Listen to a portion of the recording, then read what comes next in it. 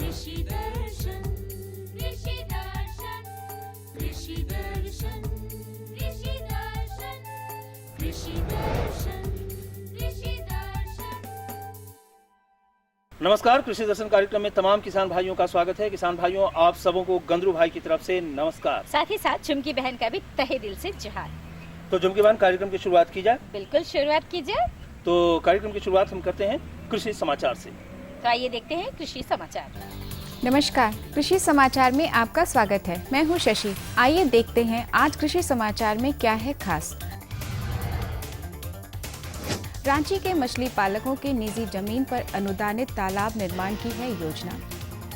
लंबित सिंचाई परियोजनाओं के जल्द से जल्द पूरा करने का निर्देश। वसंतकालीन गन्ना के बेहतर उत्पादन के लिए लगाएं BO 147। अब समाचार विस्तार से। जिला मत्स्य पदाधिकारी सह मुख्य कार्यपालक पदाधिकारी कार्यालय द्वारा रांची जिला के मत्स्य कृषकों के निजी जमीन पर अनुदान पर तालाब निर्माण की योजना चलाई जा रही है। 1 एकड़ में तालाब निर्माण के लिए मॉडल इकाई लागत 3 लाख रुपए है।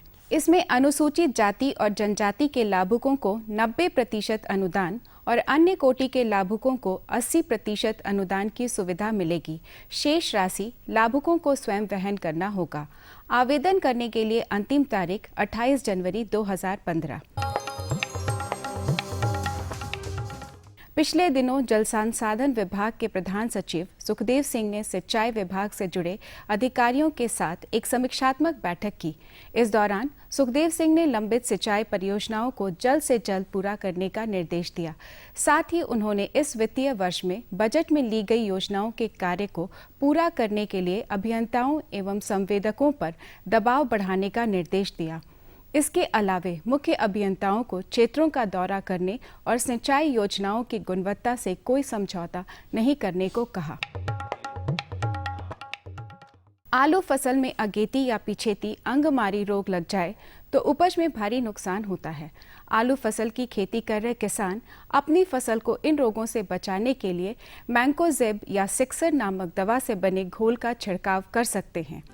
आलू फसल में अगेती अंगमारी रोग लगने से पत्तियों पर छोटे छोटे फीके भूरे चमकदार धब्बे बनते हैं।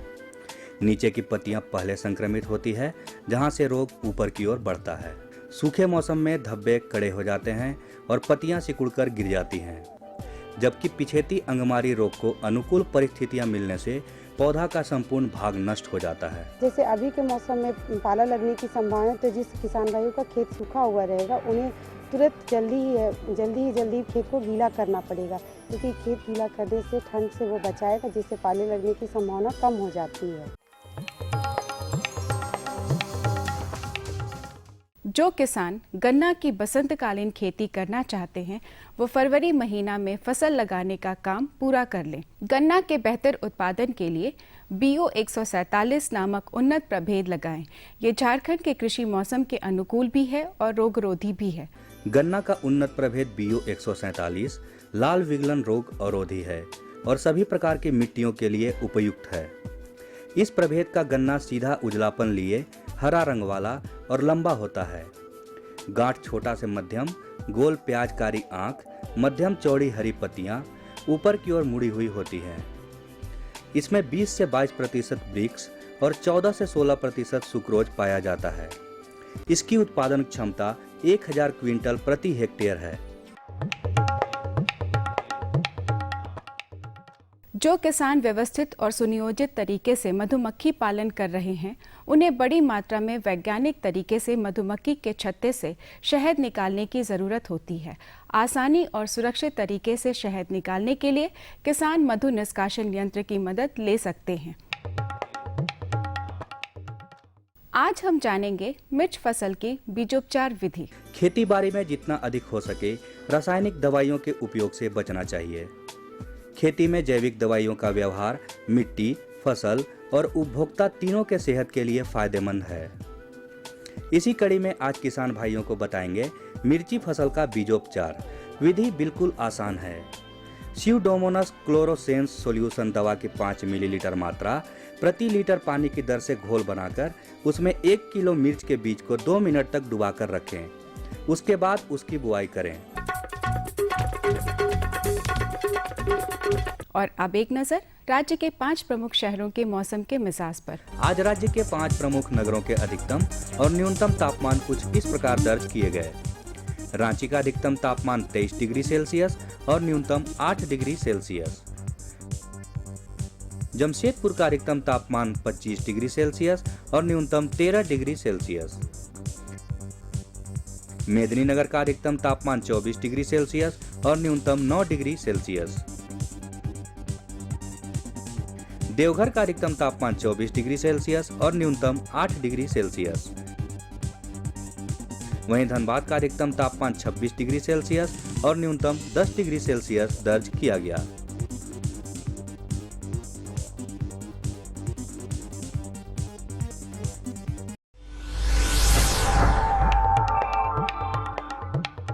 और अब मंडी भाव में आइए नजर डालते हैं अनाजों के भाव पर। आज कृषि उत्पाद बाजार समिति पंडरा रांची में विभिन्न खाद्यान्नों के थोक भाव कुछ इस प्रकार दर्ज किए गए।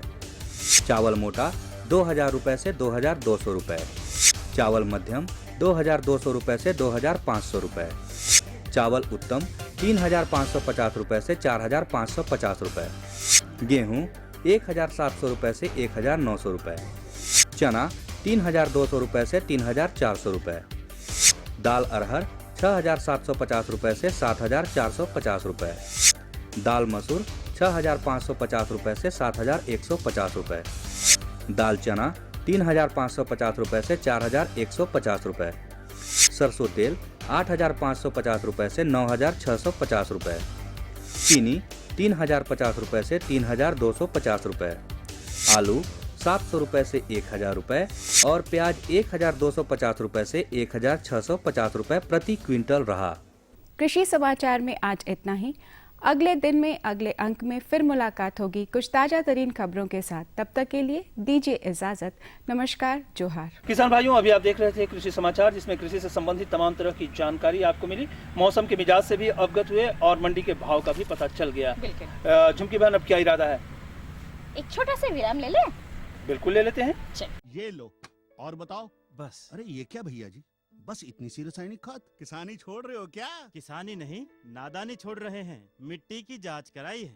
अब तो लालाजी जितनी जरूरत है उतने ही उर्वरक खेत में डालेंगे। हाँ, किसान भाई आज ही अपने जिले की नजदीकी भूमि परीक्षण प्रयोगशाला में मिट्टी की जांच जरूर करवाएं और मिट्टी में पोषक तत्व, नमी व पौधे के विकास को देखते हुए केवल जरूरत के अनुसार ही पोषक तत्व डालें। और हाँ, मिट्टी में गंधक, जस्ता, बोरोन जैसे सूक्ष्म पोषक तत्वों का पता लगाना भी न भूलें। उर्वरक और जैविक खाद के सही उपयोग से भूमि का उपजाऊपन बनाए रखें, उत्पादकता बढ़ाएं, खर्चा घटाएं और बहुमूल्य विदेशी मुद्रा बचाने में भी सहयोग दें। और हाँ, धीमी गति से नाइट्रोजन उपलब्ध कराने वाले उर्वरकों जैसे नीम लेपित यूरिया को प्राथमिकता दें और यूरिया का पत्तों पर छिड़काव करें। अरे वाह, तू तो सचमुच समझदार हो गया रे। अधिक जानकारी के लिए संपर्क करें जिला कृषि अधिकारी या किसान कॉल सेंटर।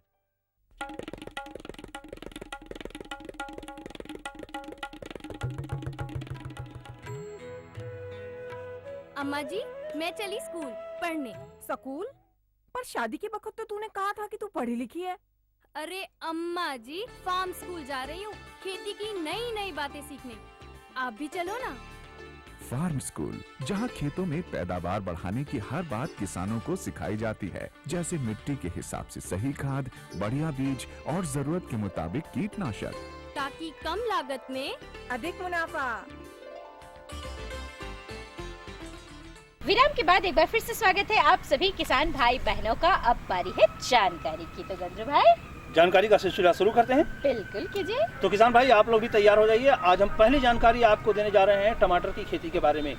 टमाटर की खेती अगर आप कर रहे हैं और उसमें कीट वगैरह लग गया है तो उसका प्रबंधन हम कैसे करेंगे, इन तमाम बातों की जानकारी हम लेकर के आए हैं और आज के हमारे विशेषज्ञ हैं डॉक्टर पीके सिंह। जैसा कि हमेशा कुछ खास जानकारियों के साथ हम आपके बीच आते हैं। आज का विषय भी बहुत महत्वपूर्ण है और जानकारियां भी खास है। आज का विषय है टमाटर फसल में लगने वाले कीट प्रबंधन और इसकी खास और विस्तृत जानकारियां देने के लिए हमारे साथ है मुख्य वैज्ञानिक डॉक्टर पीके सिंह। डॉक्टर साहब, जैसे कि हमारे किसान भाई सालों भर टमाटर की खेती करते हैं, लेकिन अभी ठंड का मौसम है। ऐसे वक्त में हमारे किसान भाई किन किन बातों का ध्यान रखें और ऐसे मौसम में कौन कौन से कीट लगते हैं? देखिए, खास करके हमारे झारखंड राज्य में टमाटर सालों भर होता है।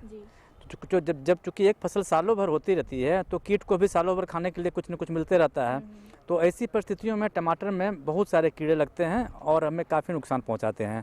प्रायः ऐसा देखा जाता है कि सब्जियां में कम से कम किसान भाई बहुत महंगा बीज लगा लेते हैं, खाद डालते हैं, परिश्रम करते हैं, अगर कीट प्रबंधन के अगर उपाय नहीं करते तो उन्हें काफ़ी नुकसान हो जाता है। तो मैं यहाँ बताना चाहूँगा कि अभी के समय में किसान भाई कुछ टमाटर लगा रहे होंगे, कुछ लगा दिए होंगे, किसी में फूल भी आ रहा है, किसी में फल भी आ रहा है, किसी का भी फल पक भी रहा है। तो ऐसी परिस्थितियों में बहुत सारे कीड़े लगते हैं। तो खास करके अभी जो महत्वपूर्ण समय है, जो अर्ली स्टेज वाले कीड़े जो लगते हैं खास करके, वो रस चूसने वाले कीड़े हैं। रस चूसने वाले कीड़े काफ़ी नुकसान पहुंचाते हैं और ये एक तरह की बीमारी भी फैला देते हैं। और जैसे ही टमाटर बड़ा होता है, उस पर फूल निकलने लगता है, तो फिर फल छेदक कीड़ा लगता है और वो भी काफ़ी नुकसान पहुंचाता है।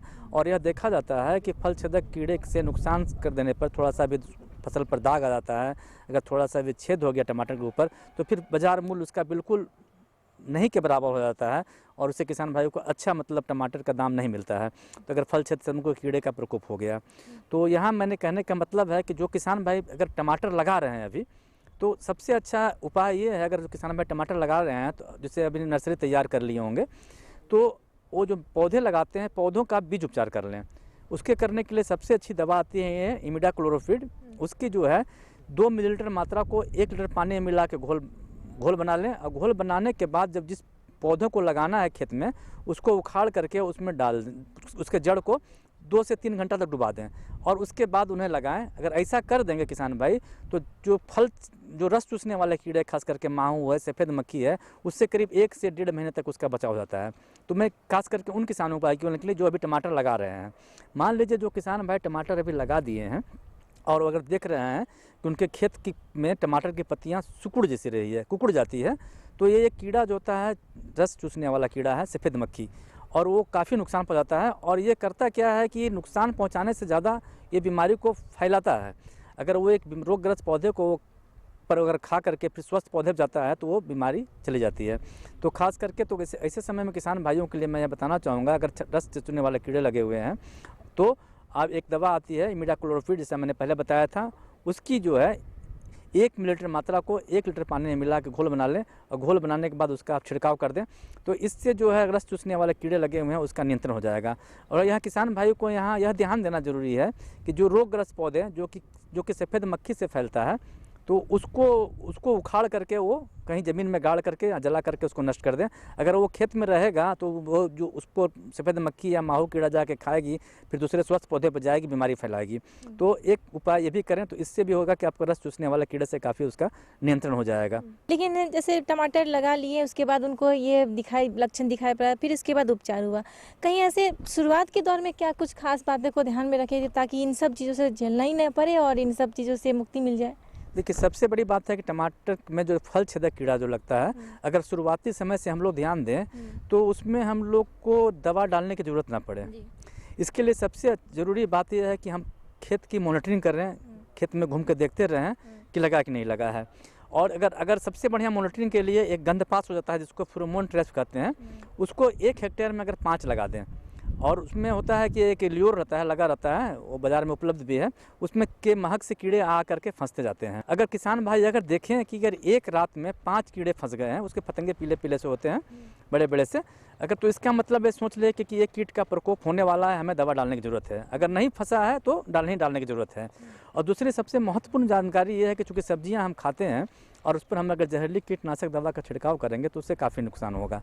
तो अगर फूल निकल रहा है टमाटर में, उस समय हमारे यहाँ जैविक कीटनाशक मतलब दवा उपलब्ध है। बिरसा कृषि में ट्राइकोकार्ड, जो ट्राइकोग्रामा प्रोटोरस के नाम से मिलता है, उसकी जो है 1 लाख मतलब अंडे, मतलब एक कार्ड में 20 अंडे होते हैं, 20,000 अंडे होते हैं। तो उसको आप 5 कार्ड ले लेंगे, 5 कार्ड के फिर उसमें 8 टुकड़े होते हैं छोटे छोटे स्टेम के साइज़ के, उससे खेतों में लगा दें। इससे क्या होगा, जो अंड परजीवी जो होता है मित्र कीट का, वो निकलेगा और टमाटर छेदने वाले जो कीड़े हैं, फल छेदने वाले कीड़े, उसके अंडे को जा करके मार देगा। अगर उसको हम लोग लगा दें और उसके कम से कम 8-8 दिन के बाद 4 बार उसको हम लोग दोहरा दें तो उससे भी काफ़ी नियंत्रण हो जाएगा। तो किसान भाई अगर टमाटर लगाते हैं, अगर एक पंक्ति मैंने 16 पंक्ति टमाटर लगाने के बाद एक पंक्ति गेंदा का फूल भी लगा देते हैं, फिर 16 पंक्ति लगा दें तो उससे भी इस कीट से काफ़ी बचाव हो जाता है। तो यहाँ यह ज़रूरी है, तो इसका प्रयोग करें तो ये काफ़ी फ़ायदेमंद होगा। अगर बहुत ही मतलब देखें कि उसके बावजूद भी कीट अगर नियंत्रण नहीं हो रहा है तो हम रासायनिक कीटनाशक दवा जैसे इंडोक्सोकार्ब है, प्रोक्लेम है, इसका हम लोग छिड़काव करेंगे। उसके लिए जैसे इंडोक्सोकार्ब के लिए 1 मिलीलीटर मात्रा को 2 लीटर पानी में, और अगर प्रोक्लेम है तो उसको मतलब 1 ग्राम जो होता है उसको करीब 3 लीटर पानी में मिला करके उसको छिड़काव करें। इससे तो ये होगा कि ये कीड़ा जो है, फल सड़ने वाला कीड़ा जो है स्वतः नियंत्रित हो जाएगा। डॉक्टर साहब, चलते चलते ये जानना चाहेंगे कि अभी का जो ठंड का मौसम है और इस साल टमाटर की खेती की क्या संभावना है, किसान भाई कितना उम्मीद रख पाते हैं? देखिए, टमाटर की यहाँ बहुत ही अच्छी संभावना है, उसका बहुत ही बाजार मूल्य अच्छा मिलता है और सालों भर टमाटर होता है। और अभी भी जो कि इतने समय में भी 20 रुपया 15 रुपये किलो से कम टमाटर नहीं मिल रहा है। इसलिए टमाटर की खेती करके किसान भाई काफ़ी लाभ ले सकते हैं और काफ़ी मतलब प्रॉफिट हो सकता है। और टमाटर का जो किसान भाई अगर उसको मतलब होता है फल संरक्षण करे, tomato sauce, chilli tomato sauce वगैरह बनता है उसमें भी उसका प्रयोग हो जाता है। तो ये सालों भर उपलब्ध होने वाला फसल है और इससे किसान भाई लें और निश्चित रूप से उनको जरूर लाभ होगा। सर, मुझे लगता है आज की खास जानकारियों से और इन विषयों पे इतना चर्चा हमने की है तो इससे निश्चित रूप से हमारे किसान भाई लाभ उठाएंगे। आपका बहुत बहुत धन्यवाद। चलिए, बहुत ही अच्छी जानकारी थी। कुछ और जानकारी हमारे पास है किसान भाइयों, लेकिन वो जानकारी हम आपको उपलब्ध कराएंगे। उससे पहले एक छोटा सा संदेश देख लेते हैं। अरे जोहार मोहन दादा। जोहार जोहार सोहन। कहाँ से आ रहे हो दादा? बाजार गया था भाई। लगता है आज पूरा बाजार ही खरीद कर ले आए हो। हाँ? अरे नहीं नहीं, इसमें पशुओं का दाना है और फसलों में छिड़कने वाली कीटनाशक दवाइयाँ हैं और साथ में रसोई का सामान है, सब एक साथ। हाँ, अब रोज रोज बाजार जाना मुश्किल होता है ना। अरे सुनती हो? अरे लेकिन दादा, खाने पीने की चीजों के साथ रखकर कीटनाशी दवाओं का लाना खतरनाक हो सकता है। कैसे? दादा, कीटनाशी विषैले होते हैं। इसके प्रभाव से खाने पीने की चीजें जहरीली हो सकती हैं। इससे हमारा स्वास्थ्य खराब हो सकता है। अरे हाँ, ये तो हमने सोचा ही नहीं। विराम के बाद एक बार फिर से स्वागत है आप सभी किसान भाई बहनों का। स्वागत है हमारे बुधना भाई का। जोहार बुधना भाई। जोहार जोहार बुधना, क्या हाल चाल? ठीक है जून। तब इस बार सोचे ना दादा, हाँ। मटर लगाए हैं मगर उसका समसामयिक देखभाल कैसे करेंगे उसके बारे में जून। हाँ, तो इसमें सोचना का है, लगा लेवे किए हो, अब उसका देखभाल तो जरूरी है ही है। हाँ। अब तुम्हारे साथ साथ हमारे किसान भाई भी मटर लगाए हैं। तो किसान भाइयों चलिए हम आपको भी बता देते हैं कि मटर की समसामयिक देखभाल हम कैसे करें। और इस विषय पर जानकारी दे रहे हैं हमारे विशेषज्ञ RS पांजी। किसान भाइयों, आज का जो विषय है जो हम आपसे चर्चा करेंगे वो है मटर फसल की समसामयिक देखभाल, और इसके बारे में विस्तार से बताएंगे हमारे विशेषज्ञ डॉक्टर RS पांसर। सर, जो भी हमारे किसान भाई मटर का फसल कर रहे होंगे तो अभी क्या स्थिति होगी इनके फसल की और उसकी देखभाल किस तरह से करें? हाँ, जैसे सभी किसान भाई का खेत में अभी ये मटर की खड़ी फसल है खेत में, तो इस समय सबसे जो महत्वपूर्ण चीज़ है, जैसे हम लोग बोलते हैं समय समय पर निकाई गुड़ाई कर लेना चाहिए। और जैसे जो लोग 1 महीना पहले लगाया है तो उनको अभी जैसे निकाई गुड़ाई करने के बाद करीब 22 किलोग्राम यूरिया का टॉप ड्रेसिंग करना है। मतलब जड़ों के पास एकदम नज़दीक नहीं, कि थोड़ा दूर जड़ के पास हल्का हल्का प्रयोग करके फिर हम मिट्टी चढ़ा देंगे और उसके बाद हम एक सिंचाई अवश्य करेंगे। जिसका खेत में अभी जैसे किसान भाई को ये ज़रूर ध्यान रखना चाहिए, जब फूल आने का समय होता है और जब फली में दाना भरने लगता है, इस समय खेत में पानी होना अति आवश्यक है। और इसके लिए हमारा सिंचाई व्यवस्था सही होना चाहिए। मतलब हमको हफ्ता में 1 दिन सिंचाई अवश्य देना चाहिए। तो क्योंकि अभी इस समय जैसे तापमान भी बहुत कम हो जाता है रात में, तो उससे पाला पड़ने का भी वो रहता है, संभावना रहता है। तो उस जब नामी रहता है खेत में तो हमारा पाला का जो प्रभाव वो कम हो जाता है। तो ये नामी को ध्यान में ज़रूर रखना है। एक तो अच्छी उपज के लिए, क्योंकि फल लगना और फल में दाना सही ढंग से भरने के लिए वो करना चाहिए। और इस समय जैसे किसान भाई को एक सलाह मैं दूं, जैसे बहुत सारा देखा जाता है जो दाना ठीक से नहीं भरता है, कम दाना भरते हैं, तो उसके लिए बोरन का छिड़काव जो अवश्य करें। इससे मतलब हमारा फली में दाना अच्छा ढंग से भरते हैं और लगते। तो करीब आजकल जो बोरॉन मिलता है, बोरिक एसिड, तो 1 ग्राम प्रति लीटर पानी में घोलकर हम छिड़काव कर सकते हैं। और यदि कोई जैसे इसमें लाही कीड़ा का प्रकोप हो सकता है तो उसके लिए हम जैसे रोगर दवा है ना 2 मिलीलीटर प्रति लीटर पानी में घोलकर छिड़काव कर सकते हैं। और जिसमें फली छेदक का प्रकोप यदि होता है, जो पीलू का प्रकोप जिसमें वो अंदर जाके कच्चा दाने को खा लेते हैं और हम फली बेच नहीं सकते हैं, तो उसके लिए जैसे जैविक कीटनाशक डेल्फिन दवा जिसको बीटी दवा कहते हैं 1 ग्राम प्रति लीटर पानी में घोलकर हम छिड़काव कर सकते हैं। और इसके अलावा जैसे इसमें कुछ बीमारी होता है, जैसे प्रमुख बीमारी जैसे पत्ती के ऊपर फली के ऊपर आता है वो है चूर्णी लासिता जिसको पाउडरी मिल्ड्यू कहते हैं। तो इस बीमारी से बचने के लिए हमारा कैलेक्सिन दवा 1 मिलीलीटर प्रति लीटर पानी में या बेबिस्टिन 1 ग्राम प्रति लीटर पानी में घोलकर हम 2-3 बार 10 दिन का अंतराल पर हम छिड़काव कर सकते हैं। और एक आजकल जैसे किसानों खेत में एक बीमारी का प्रकोप ज़्यादा हो रहा है कि कोई क्षेत्र में, जैसे वो मुरझा रोग। तो इससे क्या होता है, पत्ती पीला होकर नीचे तरफ गिर जाता है, पूरा पौधा सूख जाता है, तो हमारा उपज उसको बचाना मुश्किल होता है। तो उससे बचने के लिए जैसे हम बीज जैसे किसान भाई ध्यान में रखे, जो आगे जब लगाएंगे तो बीज उपचार करके ही बेबिस्टिन दवा से जैसे 2 से 2.5 ग्राम प्रति किलो बीज के हिसाब से उपचार करके करेंगे। और खाड़ी फसल में भी हम मतलब जैसे हम घोल बना के और उसमें जो जाड़ के पास हम प्रयोग, लेकिन सबसे अच्छा है यदि प्रतिनिधि किस्म मिल जाए तो अच्छा है, नहीं तो हम इस तरह का बीज को उपचार करके ही हम बचाया जा सकता है। तो किसान भाई का ये 2-3 चीज़ जैसे सिंचाई व्यवस्था सही रहना चाहिए और समय समय पर रोग और कीट का नियंत्रण करना चाहिए। तो और जैसे कोई किसान भाई जैसे हम सलाद मटर है तो उसको जैसे दाना भरने से पहले ही उसको हम तुड़ाई करते हैं, क्योंकि उसका पूरा फली को ही हम खाते हैं सलाद के रूप में या सब्जी बना के, जो कि वो रेसाहीन है। तो उसको इस स्थिति में ही हमको तुड़ाई करना है।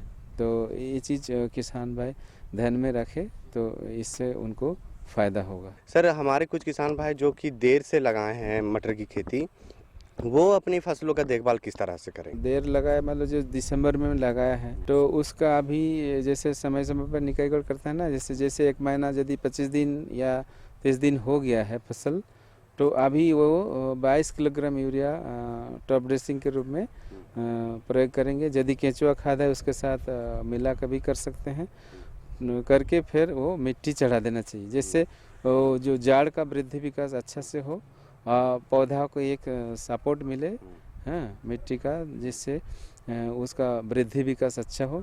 तो ये चीज़ ध्यान में रखना है। और ये टॉप ड्रेसिंग के बाद एक सिंचाई अवश्य कर देना चाहिए।